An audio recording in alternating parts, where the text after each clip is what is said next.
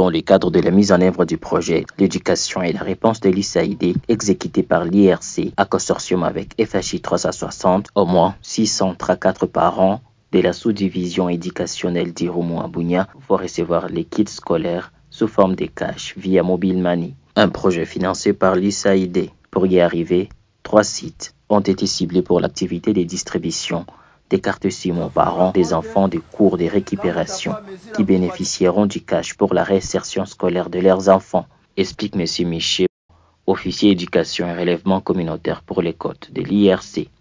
La remise de cash, donc le transfert cash monétaire, est aux parents des élèves et le couronnement d'une longue activité qui a duré 3 mois. C'est-à-dire cette activité ici après 3 mois de cours de récupération et s'inscrit dans le cadre de l'accès à l'insertion dans le système éducatif. Le montant remis à chaque parent sert principalement à acheter les kits d'insertion scolaire à ses enfants. Donc on peut citer uniformes, cahiers, stylos, etc. Par ailleurs, pour maintenir durablement ces enfants dans le système scolaire, le projet met en œuvre des activités des associations villageoises d'épargne et des crédits. Cette activité vise à assurer le renforcement du pouvoir économique des parents afin de leur permettre à la longue d'appuyer eux-mêmes les dépenses liées à l'éducation de leurs enfants. Le mardi 18 juillet 2023, l'opération de la distribution de cartes SIM s'est déroulée à l'école primaire de Bunia. De nombreux parents ont été servis de différentes manières.